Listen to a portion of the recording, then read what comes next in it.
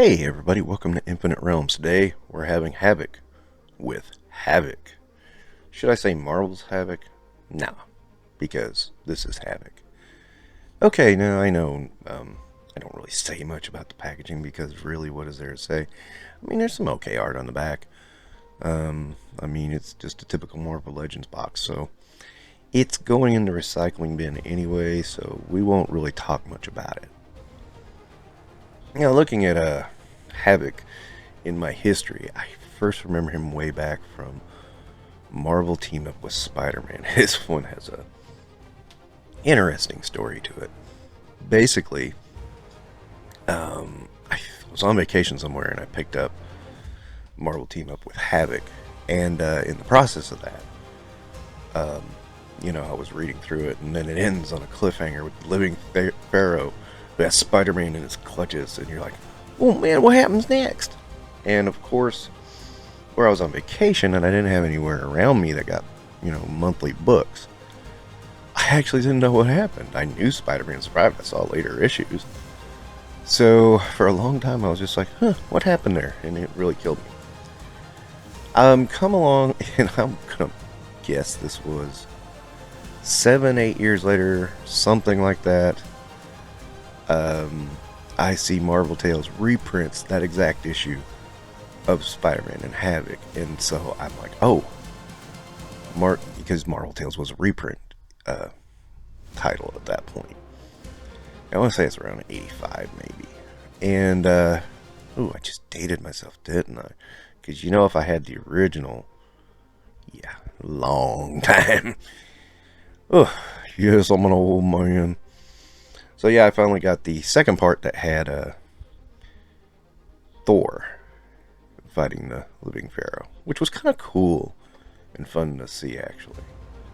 So yeah, I mean, I knew of Havok for a long time. I had no idea he was Scott Summers' brother. I didn't know he was even a mutant. I didn't even know he was one of the X-Men. I thought he was cool. His powers were really crazy looking, and on the page, it just looked very dynamic and amazing to a young kid.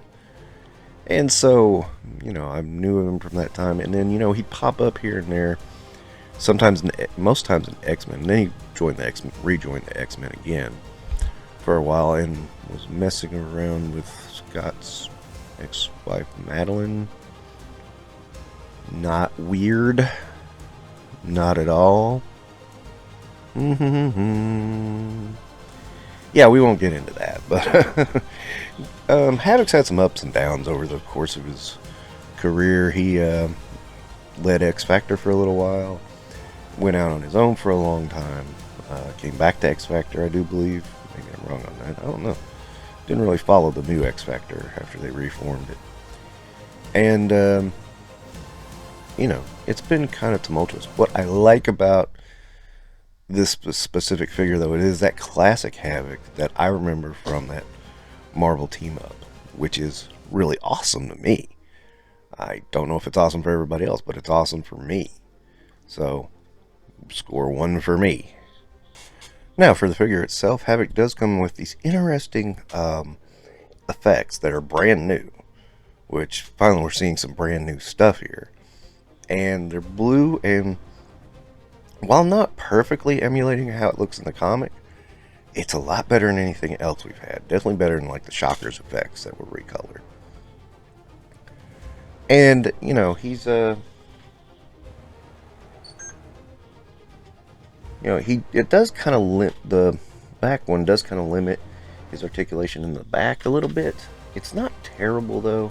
I mean, why would he be doing anything besides standing up when he's using his power anyway? I mean, it's not the time to go take a leisurely dip or start practicing yoga. I mean, he's blasting plasma beams, so, I mean, what else you gonna do, right? So, Havok's pretty cool, though. I'm really liking the fact, I mean, again, by himself, he's a pretty plain Jane figure, but, I mean, so's Havok as a character. I mean, it's his costume. I mean, that's who we're talking about. I mean, there's no getting around that. He wears black and has a white symbol on his chest. That is Havok. I mean, it looks kind of like a target, but we'll look past that. The articulation's pretty standard. There's nothing really spectacular on the articulation, nothing different. So, I mean, I'm not even going to go over that. I mean, we all know the articulation on Marvel Legends at this point. And, you know, I mean, while he's a plain figure, he's awesome at the same time. It's really weird.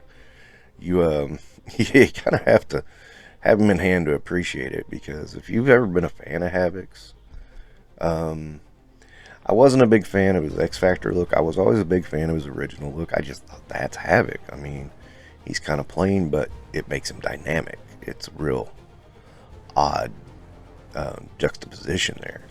But to me, that makes the figure work. Now, it should also be pointed out that you do get these wonderful little tiny barrels.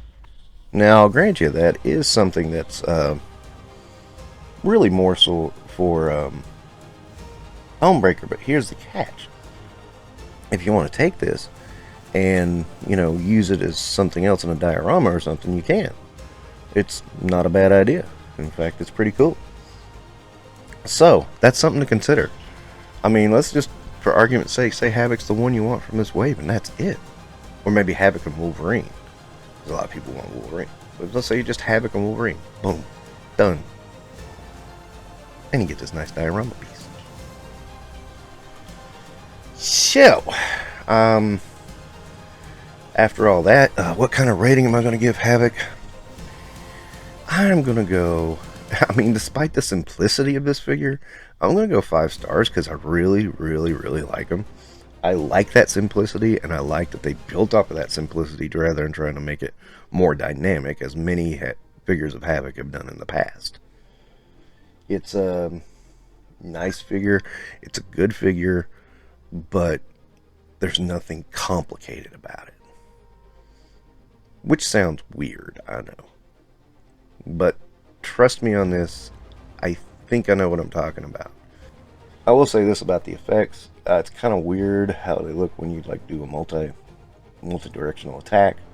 But you know what? That's minor. Head on, they look great. So, and that's what I'm sticking with. I mean, at least we have new effects. That's the other thing. By the way, caution to people, once you get these out of the package, they are trapped in there pretty good. So be cognizant of that. So yeah, for some side-by-side shots, here's Havok and Wolverine. Don't know if everybody remembers or not, but in the 80s there was a mini-series called Havok and Wolverine Meltdown. It's pretty decent. It was all hand-painted back in a time before Kingdom Come or anything like that. I really enjoyed it. The big thing I remember of that is Wolverine getting his hand chopped off, and he picked it up and put it back on and just held it there until his healing factor reattached. I thought it was kind of cool.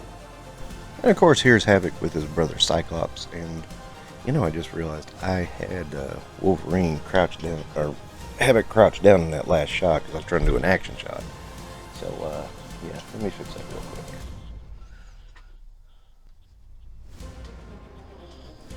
Okay, so yeah, now you got a better idea of Havok beside of Wolverine. I think Havok is a little short, but not terrible. I mean, I think they're making room for that head thing, whatever it was he always wore. I never really knew what that was. And of course, here is Havok with Ben Reilly Spider-Man. I can't wait for that Spider-Man pack to come out, because then I'll finally have a really good Spider-Man. At least I hope, if QC issues keep up. Okay, but this is about Havok. There you go. That's really all you can say. It's the Bonebreaker Wave Havok. I think he's pretty good. Hope you enjoyed the video, and we'll see you later.